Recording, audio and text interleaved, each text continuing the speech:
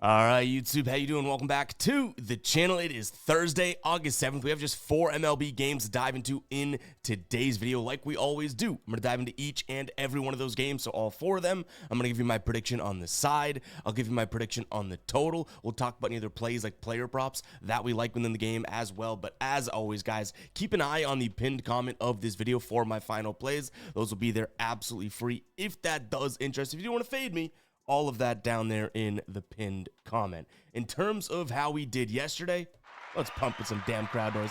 Let's drop a cha-ching. We have a 5-1 night. The Royals team total over in Salvador Perez. Yes, we kind of had to sweat it out, but that same game parlay cashes. The Giants and Pirates first 5 under, that one came through. The Orioles and Phillies first 3 under, that came through. The Mets and, the Marlins and the Astros over came through. Brian Hayes came through, but Dansby Swanson, man. We have a new addition, guys, to the D&B graveyard, and rightfully so. Zach Gallen had the headstone there. Now Dansby Swanson's in there because 2 times we've taken Swanson's under hits, runs, and RBIs. Both times he hits a home run. So I'm pretty sure if we took him every single day and took his under, yeah, we'd probably be looking at the home run leader of the league there in Dansby Swanson, because he just hears us say that and just crushes the ball every time. But nonetheless, not going to get too wrapped up there because, again, it was a 5-1 night. One Dansby Swanson swinging the bat away from a nice 6-0 sweep. But you know what? Beggars can't be choosers. Unfortunately, the ride of the day, we know the rules. Have to drop the womp-womp here on Scooby's mom. Dustin May over 15.5 pitching outs. Jumped on board on this one. Plus money. Did like the look of it. And I was thinking, you know what? Dustin May, new start, new team. Maybe he'll be fired up. And he was for a few innings. And then they just got to him. So unfortunately, Scooby's mom does not come through here. Realistically, we had to kind of jump on board and pivot to this one anyways because the winner from a couple days ago didn't submit a pick on time. So we had to pivot to this one. But it was still a good look for plus money. Unfortunately, though, it does not come through. If you guys don't know what the ride of the day is, it's simple. Use that hashtag ride of the day down in the comments with your favorite play of the day. I jump on board with one person's play each and every day and give you a shout out in the next video, win or loss. We track it. If you win, we continue to ride with your play for the recurring days, and you keep getting the shout outs. If you do lose, unfortunately, like this one, we do have to talk about it and drop the womp womp, but still a fun, unique thing we do here on the channel.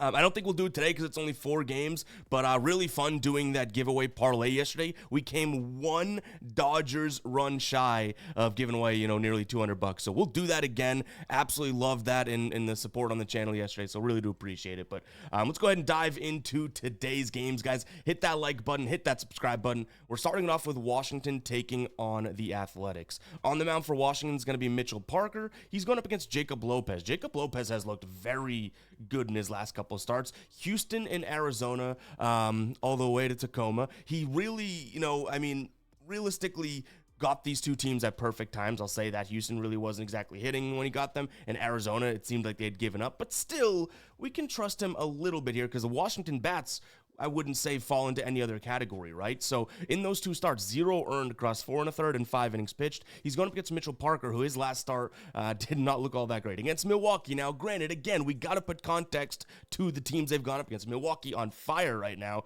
4 innings pitched, 12 hits, 8 earned runs, 2 home runs allowed. So even though there's context to the teams that we're seeing there, I do still think that, Jacob Lopez probably has the upper hand. Now, if we use our dashboard, I'll explain how to get access to our Guy Boston Sports dashboard later on in the video.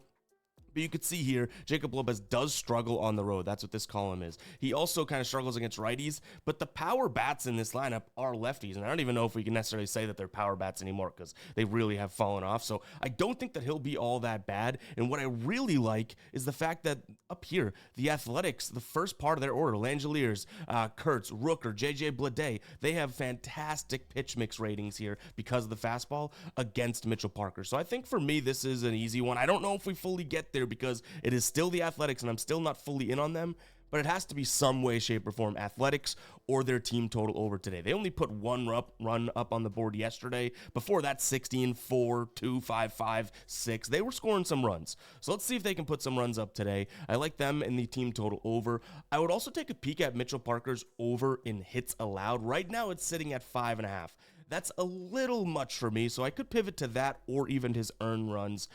Just hoping that this Athletics offense obviously kind of goes off today. I love the top of the order there and their pitch mixes against him, the pitch mix rating. So A's all the way for me. Really can't get to the Nationals. I said we'd talk about the dashboard in a little bit. Might as well get it out of the way right here, guys. We do have our MLB dashboard over on GuyBostonSports.com. Head to the members area, sign up. If you use code DASH, D-A-S-H, yes, like I tell you guys, I'm a spelling bee champ. D-A-S-H, you can get this for your first month of $2.99. After that, $6.99 per month. For this tool, that is an absolute steal. Yes, I made this myself, so I'm biased to it, but we know and we've heard and listened to the feedback. Everyone else loves this as well. What you have here is some team trends at the top, pitching data for both the starters of the away and home team. We have pitch mix, so you know how much they throw the pitches that they have in their arsenal. We have batting data. We have batting versus those pitches. We have the projected lineup that update throughout the day with our pitch mix rating via scorepredicts.com. Check it out, scorepredicts.com. Predicts is spelled P-R-E-D-I-X. I'm spelling everything today. You have them versus specific pitches, and we have each and every game, each and every day there.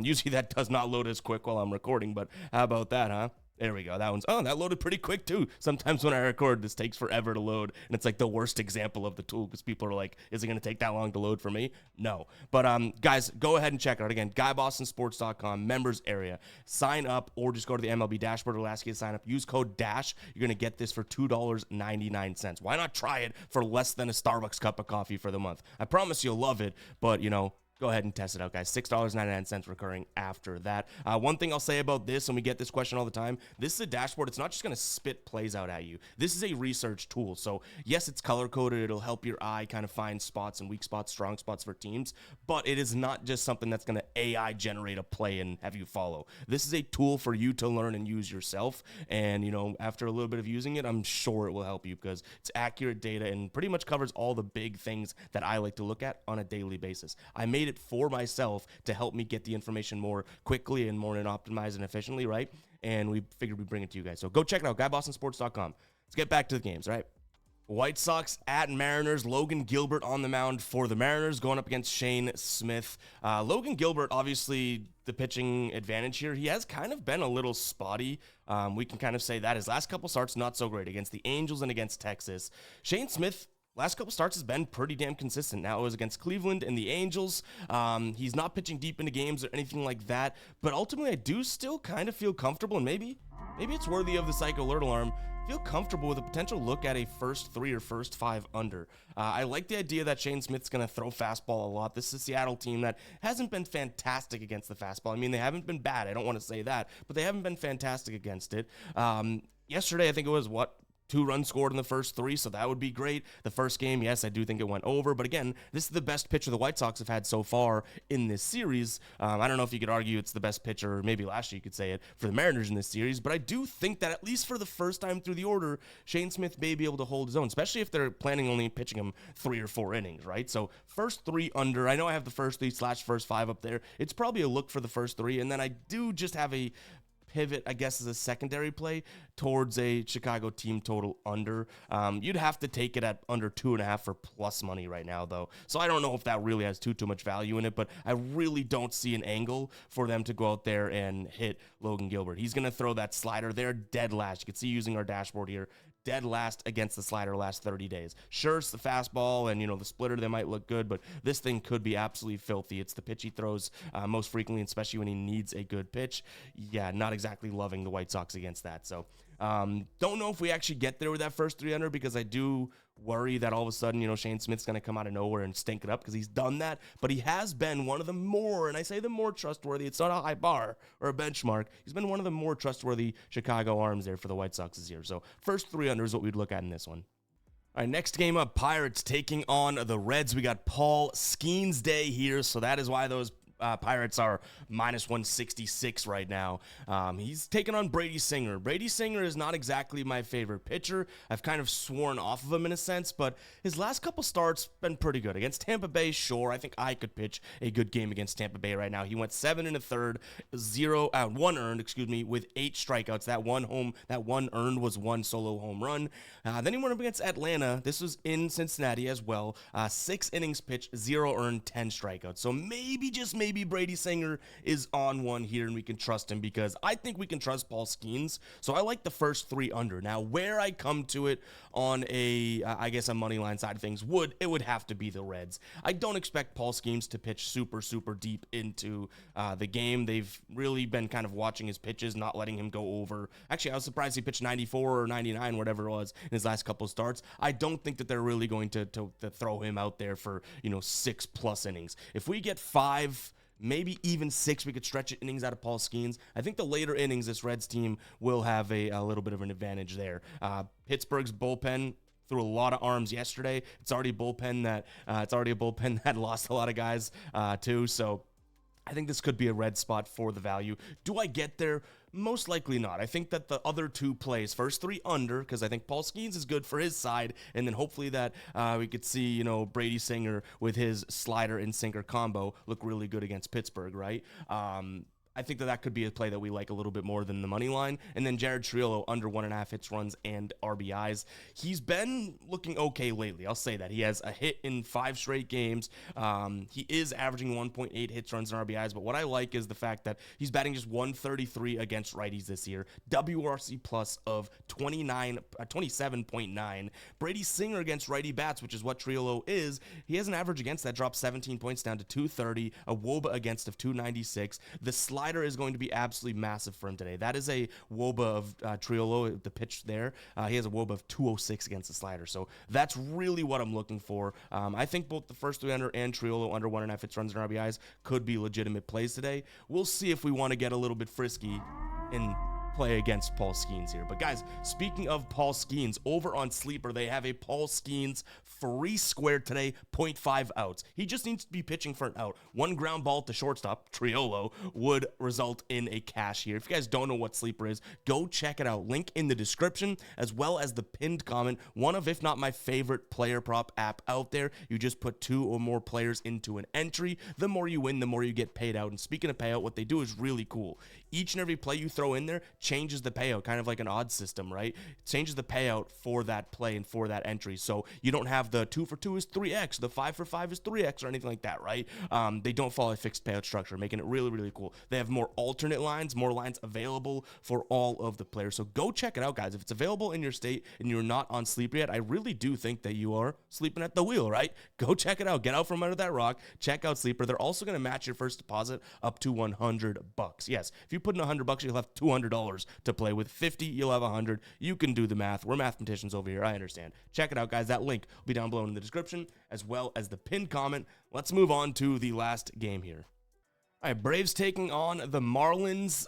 We do have Carlos Carrasco on the bump going up against Yuri Perez. So I do think that there's a massive pitching advantage on the Marlins side of things. Yuri Perez, I feel good that I was kind of early to his boat. Is that a saying? I don't know if that's weird. Pause. But, now I think everyone knows that this guy's very good. He didn't get moved at the deadline. Feel kind of bad for him. But then the Marlins are kind of going off, right? He has a 0.8 ERA over his last 5 games. He's going up against Carlos Carrasco, who you can't really say anything too positive against or about. So, yeah, massive pitching advantage there. But, guys, I'm sounding the psycho alert alarm. This is kind of a field play, which is never how we should do it. Kind of like the Braves for plus money in this spot. They stay at home after getting swept by Milwaukee. That probably leaves a bad taste in their mouth. Miami has to travel from Miami to Atlanta. Is that at all like a bad travel? I'm not saying that, but from their home ballpark to a new ballpark, it's more of that and less of the actual travel, right? So don't get too caught up on the travel time. I just think that, they have a decent series in terms of playing against the Yankees, and they kind of fall a little flat against Houston. They did pull out the win yesterday, 6-4? Yeah, we cashed our over, but I just kind of think that was more of a facade, what we saw them do against the Yankees, and that this Miami offense may come back down to earth a little bit here. Now, the Braves offense, are they all that great? No. Again, I really don't want to kind of stress that. I think that they're going to be absolutely incredible and all that, but I do think that they have some more clutch bats in their lineup versus some of the guys that have been stepping up for Miami, a little bit more consistency. So like I said, it's a field play. That's not exactly the best way to go about things, so I understand that. But I also, like I mentioned, I think that this is a spot in which Perez, I'm giving him a little bit of a credit where it's due. The under 8 is also in play for me because I think Miami's offense will cool off. I say that now, and you know that they'll score 100 runs. Like we jinx things all the time. But Carlos Carrasco, all he has to do is kind of do his job, and I think we could be okay. And Perez does his job. And again, the Braves offense, like I already got finished saying it, I don't think that this is like some world-beating offense. So I think they win the game, but maybe in like a 4-3 fashion or something like that. Now, a player prop that we pivot to is just a guy that has been terrible lately. Dane Myers, under 1.5 hits, runs, and RBIs. He's batting just .216 against righties, 48.9% WRC plus on the season. The slider he's actually okay against, but he strikes out 33% of the time. So hopefully that is a good spot. One thing I will say, and courtesy of Outlier, guys, I have a link down in the description for this 7-day free trial. You can see that where Carrasco throws that slider is kind of where Myers hits it. So that would worry me just a little bit, but still, the guy has had like 3 hits in his last 15 games or something. So pretty damn poor effort there. So just kind of fading a guy that really hasn't been all that good. But yeah, guys, it's going to wrap it up for today's show. Hopefully you guys did enjoy. If you did, go ahead, hit that like button, hit that subscribe button, comment 16 down below if you've made it this far into the video, pretty much the entire video. And like I said, we will do another parlay giveaway soon enough. If you don't know what I'm talking about, yesterday we took 10 cents for every like we got on the video and threw it into a parlay, and then we're going to give away the winnings to everyone on, to someone or a few people on Instagram at random. So yeah, go ahead and follow me on Instagram, EvPicks, EVPICKZ. Man, I'm spelling everything today. Take a cha-ching for that. We'll catch you guys in the next one, all right? Peace out.